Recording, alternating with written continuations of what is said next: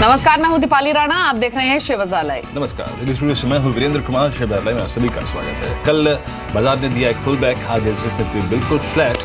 क्या होगा क्या नहीं होगा ये तो वक्त तय करेगा, लेकिन टेक्निकल सेटअप कैसा है, फंडामेंटल्स क्या कहते हैं, और साथ ही साथ गोल्डमैन सैक्स ने Q1 जीडीपी नंबर को लेकर क्या कहा और ब्याज दरों में कटौती की पॉसिबिलिटी को लेकर क्या क्या खबरें आई, बात करेंगे सब पे। लेकिन शुरुआत S6 निफ्टी से। आपकी स्क्रीन पर आप देखें 26 अंकों पर कारोबार कर रहा है, लगभग 8682। देखिए कल और आज में कितना बड़ा अंतर आ गया।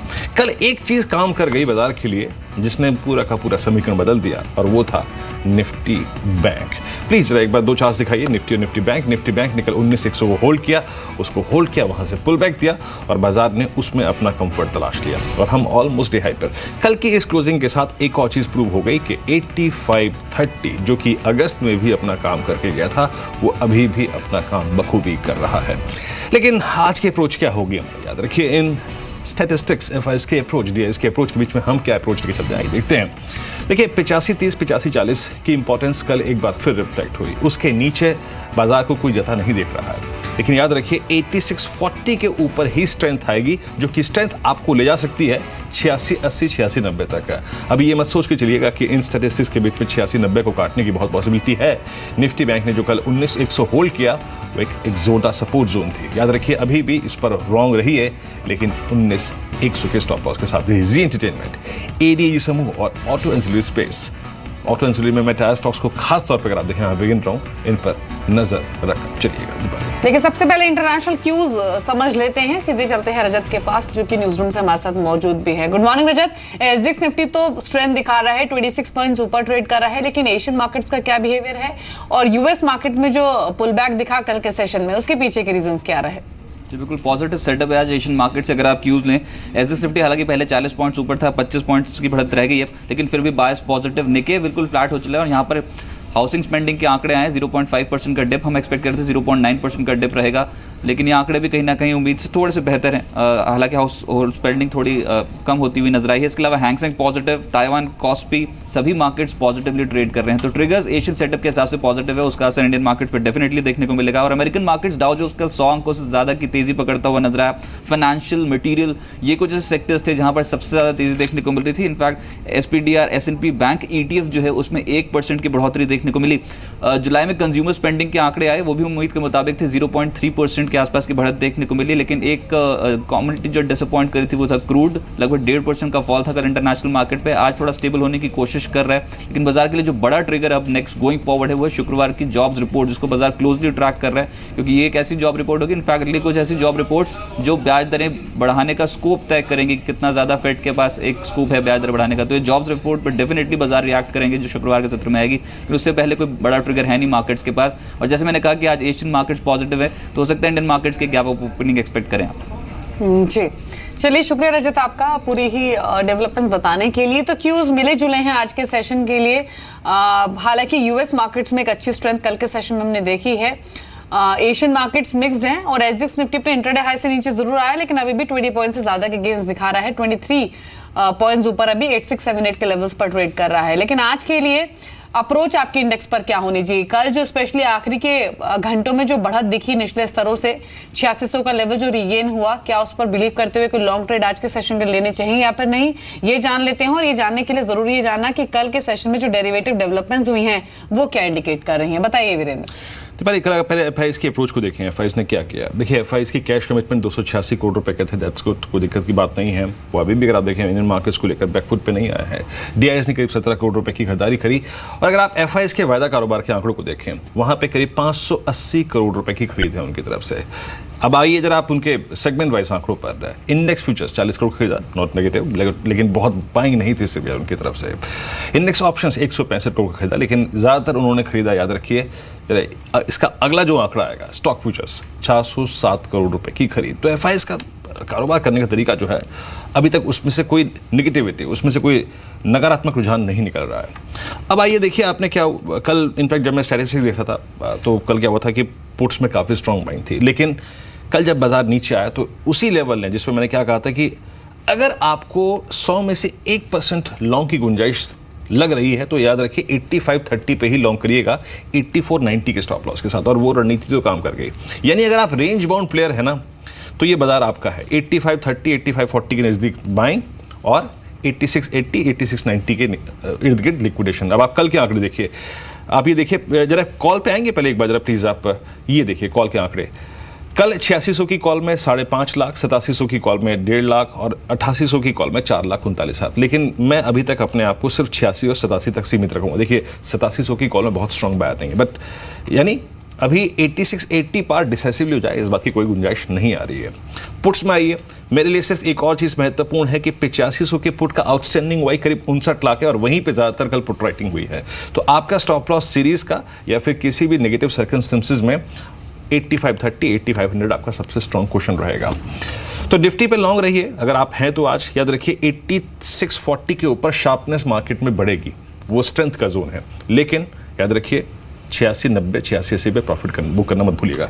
अगर आपके पास पैसा ठीक ठाक है और अगर आप राइटर बन सकते हैं तो अभी भी 8700 की कॉल बेचना, 8500 की पुट बेचना, ये रेंज बाउंड गेम खेलना दीपाली सबसे कारगर रहेगा। जी, तो रेंज जो रहेगी उसी के हिसाब से स्ट्रैटेजी आप बनाएं।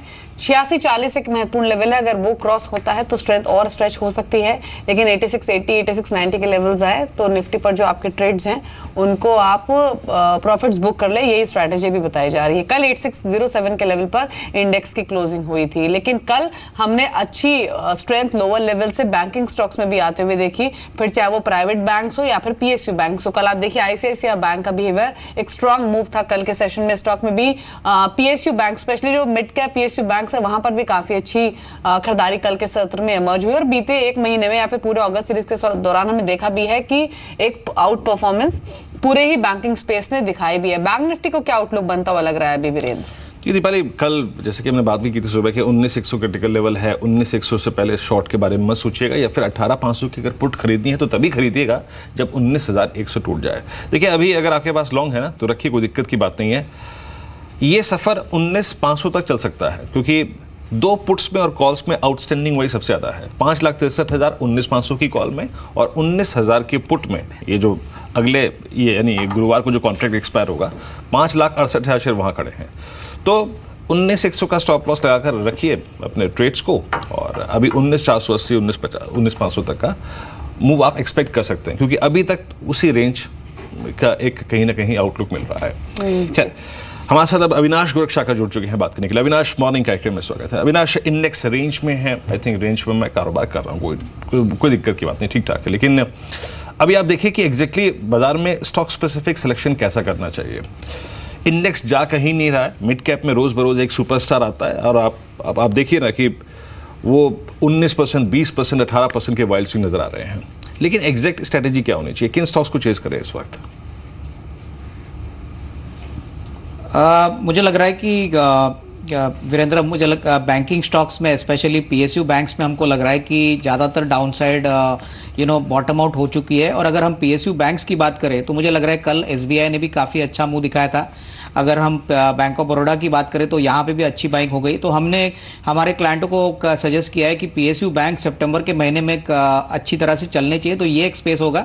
दूसरा, फार्मा सेक्टर में सिलेक्टिव बाइंग हो रही है। अगर हम चुनिंदे स्टॉक देखें जैसे बायोकॉन है, नैटको फार्मा है, तो हमको लग रहा है कि यहाँ पे डेफिनेटली अच्छी बाइंग आ सकती है। तो ओवरऑल मुझे लग रहा है स्टॉक स्पेसिफिक मार्केट ही होगा। इंडेक्स डेफिनेटली 8590 और 8650 8700 के रेंज में ही चलना चाहिए। जी, चलिए, तो इंडेक्स पर और मार्केट पर व्यू हुआ, लेकिन कल एक और इम्पोर्टेंट डेवलपमेंट हुई और जिसका प्रभाव इस रिमेनिंग कैलेंडर ईयर में या फिर 2017 में भी हो सकता है। वो है RBI ने जो अपनी रिपोर्ट जारी की है, एनुअल रिपोर्ट जारी की है 2015-16 की। कई सारी अहम बातें रिजर्व बैंक गवर्नर की ओर से इस रिपोर्ट में कही गई हैं। सबसे पहले तो उन्होंने ये कहा है इस रिपोर्ट में कि जो इंडिया का इकोनॉमिक ग्रोथ है वो अभी भी स्ट्रॉन्ग विकेट पर नहीं है। इन्फ्लेशन को लेकर उन्होंने कंसर्न जाहिर किया और उन्होंने कहा है कि अभी भी जो इन्फ्लेशन प्रोजेक्शंस हैं वो अपर एंड पर हैं। अब जो फर्स्ट क्वार्टर ऑफ 2017 के लिए जो उन्होंने अपवर्ड बायस जाहिर किया है वो 5% के आसपास का कहा है और ये भी कहा है कि अगर इन्फ्लेशन थोड़ा भी और ऊपर इंचअप होता है तो रेट कट का जो रूम है वो नहीं बचता है यहाँ पर। ये डेफिनेटली जो रेट कट को लेकर उनका स्टांस सामने आया है, ये थोड़ा सा जरूर सेंटिमेंट्स खराब कर सकता है। और इसीलिए उन्होंने कहा है कि जो नियर टर्म ग्रोथ आउटलुक है वो ब्राइटर लग रहा है। इकोनॉमी 2016-17 में 7.6% की पेस एक्सपेंड कर सकती है, लेकिन जो रेट कट सिनेरियो है वो थोड़ा सा ब्लीक अभी नजर आ रहा है, कीपिंग इन माइंड कि इन्फ्लेशन नंबर्स जिस तरह से आ रहे हैं या फिर 7th पे कमीशन और अच्छे मॉनसून के बाद जो लिक्विडिटी बढ़ेगी मार्केट में, उसके बाद जो इन्फ्लेशन को लेकर कंसर्न्स हैं वो थोड़े से और इमर्ज हो गए हैं। तो डेफिनेटली जो रेट कट को लेकर स्टांस उन्होंने शेयर किया है वो थोड़ा सा कंसर्निंग जरूर है। अविनाश, आप कुछ कमेंट करना चाहेंगे इस पर? ग्रोथ को लेकर जो आउटलुक जारी किया है वो तो एनकरेजिंग है, लेकिन एक बात उन्होंने साफ यहाँ पर कह दी है कि इन्फ्लेशन नंबर्स जिस तरह से आए हैं, यहाँ पर जो प्रोजेक्शंस इन्फ्लेशन को लेकर, उसको देखते हुए रेट का रूम कट उनको नजर नहीं आ रहा है। आई थिंक दीपाली बिल्कुल सही आरबीआई रिपोर्ट ने कहा है कि ग्रोथ आउटलुक काफ़ी इनकरेजिंग है, क्योंकि हमने देखा है कि ब्रॉडली जो Q1 के नतीजे आ गए वो काफ़ी अच्छे हैं अगर हम both YOY as well as Q4 के कंपैरिजन से कंपेयर करें। इन्फ्लेशन को लेके जो कंसर्न्स है वो काफ़ी वैलिड है और हमको लग रहा है ये अभी जो इन्फ्लेशन का आंकड़ा है both CPI as well as WPI ये इन्फ्लेशन के टारगेट के ऊपर है। तो हो सकता है कि 1-2 क्वार्टर्स के लिए जो इंटरेस्ट रेट का जो एक्सपेक्टेशन है वो शायद इसके बाद आए, लेकिन मानसून अच्छे आने के बाद हमको लग रहा है कि जो क्रॉप प्रोडक्शन है, क्लियरली वेजिटेबल प्राइसेस भी कम होंगे और इसका इंपैक्ट आपको फूड इन्फ्लेशन पे पॉजिटिवली देखने को मिलेगा। तो मेरे ख्याल से मार्केट्स डेफिनेटली ये लेके चल रहा है कि नवंबर दिसंबर के पहले रेट कट नहीं आएगा और वो मार्केट्स ने ऑलरेडी फैक्टर इन किया है। बिल्कुल। और कल अरुंधति भट्टाचार्य ने, अगर आप देखें एसबीआई की चेयरपर्सन, उन्होंने भी कहा कि कोई दिक्कत नहीं है, रेट कट नहीं हो रहा है, शायद हम बिना रेट कट के जीना भी सीख लिया है हमने। उन्होंने कहा कि रेट कट होता तो कॉन्फिडेंस आता, नहीं है तो कोई नेगेटिव नहीं है, इट्स नॉट बिग नेगेटिव। साथ ही अगर आप देखें जो आरबीआई के पूर्व डिप्टी गवर्नर HR खान का कहना है कि मॉनेटरी पॉलिसी कमेटी में जो भी फैसला होगा वो ठीक ही होगा। खान के मुताबिक मॉनेटरी पॉलिसी कमेटी में अलग अलग लोगों के विचार होंगे, जिनके बाद बेहतर डिसीजन मेकिंग हो पाएगी। आइए सुनते हैं उनको। नहीं, जिस तरह से बताया गया है कि कमेटी में किस तरह से बाहर के एक्सपर्ट भी रहेंगे और अंदर से 3 लोग रहेंगे, तो बाहर के एक्सपर्ट के जो लोग रहेंगे 3 लोग, वो उनका नजरिया लाएंगे, उनका रिसर्च लाएंगे, उनका फाइंडिंग्स लाएंगे। एक तरह से कलेजियर और कलेक्टिव रिस्पॉन्सिबिलिटी से एक बजाय एक आदमी डिसीजन ले, ये कलेक्टिव डिसीजन लिया जाएगा। मेरे ख्याल से ये बेहतर डिसीजन होगा और इसमें कंटिन्यूटी भी रहेगा। तो आने वाले समय में MPC का देखना है किस तरह से लोग आ रहे हैं, उनका किस तरह से कमिटमेंट है, और मेरे ख्याल से अच्छे लोग ही आएंगे, अच्छा कमिटमेंट पर लोग आएंगे। इस तरह मॉनेटरी पॉलिसी कमेटी मेरे ख्याल से अच्छी तरह से काम करेगी।